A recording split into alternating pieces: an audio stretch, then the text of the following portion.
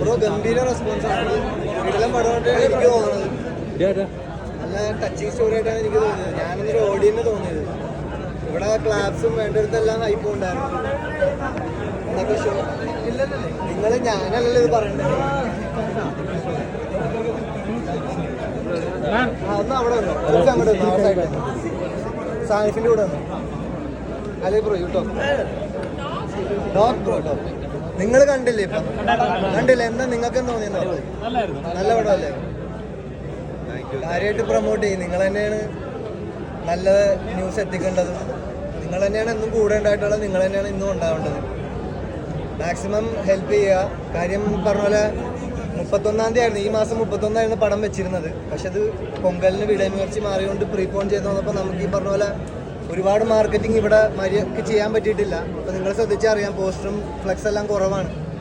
പക്ഷെ അതൊരു കുറവാക്കരുത്. നല്ലൊരു പടമാണ്, നിങ്ങളെല്ലാവരും കാണണം. അപ്പോൾ ഇത്ര നല്ല പടമായിട്ട് എന്തുകൊണ്ടാണ് ആൾക്കാർ ഇതിനകത്ത് കുറച്ച് ആൾക്കാരെങ്കിലും നെഗറ്റീവ് പറയുന്നത്? എന്തുകൊണ്ട്, എന്താണെന്ന് അത് എന്താണെന്നുള്ളത് എനിക്ക് നിങ്ങൾക്ക് തന്നെ ഊഹിക്കാമല്ലോ എന്താണെന്നുള്ളത്. ഞാനത് പ്രത്യേകിച്ച് പറയേണ്ട കാര്യമില്ലല്ലോ. പിന്നെ ഇതിന് ടാർഗറ്റ് ചെയ്ത് തോന്നുന്നുണ്ടോ? അതല്ലാന്ന് തോന്നുന്നുണ്ടോ നിങ്ങൾക്ക്? തമിഴ്നാട്ടിൽ അടിപൊളി റെസ്പോൺസാണ്. അവിടെ ഇപ്പോൾ എന്തായാലും 80% മേളിൽ സീറ്റ് ഫില്ലിംഗ് കൊണ്ട് അവിടുത്തെ ഉള്ളതിൽ ഏറ്റവും ബെറ്റർ ആയിട്ട് പരിപാടി പോകുന്നുണ്ട്. ഇവിടെ ഈ പറഞ്ഞ പോലെ ആൾക്കാരിലേക്ക്, സാധാരണ പ്രേക്ഷകരിലേക്ക് എത്തിയിട്ടില്ല. പറഞ്ഞ പോലെ കുറച്ച് പേരുടെ മാത്രമേ കിട്ടിയുള്ളൂ. അതിൻ്റെ ഒരു ചെറിയ പ്രശ്നങ്ങളുണ്ട്. ആരെയും കുറ്റമൊന്നും പറയാനുള്ള. എന്നാലും നിങ്ങൾ കാണുക, ജനങ്ങൾ കാണുക, തീരുമാനിക്കുക, അത്രേ ഉള്ളൂ. ഒരുപാട് നല്ല പടങ്ങൾ ഇറങ്ങിയിട്ടുണ്ട്, അതിൻ്റെ കൂടെ ഈ പടവും കാണുക. ഒരു ടച്ചിങ് സ്റ്റോറിയാണ്, കാണുക. ഒരുപാട് പേരുടെ കഷ്ടപ്പാടാണ്.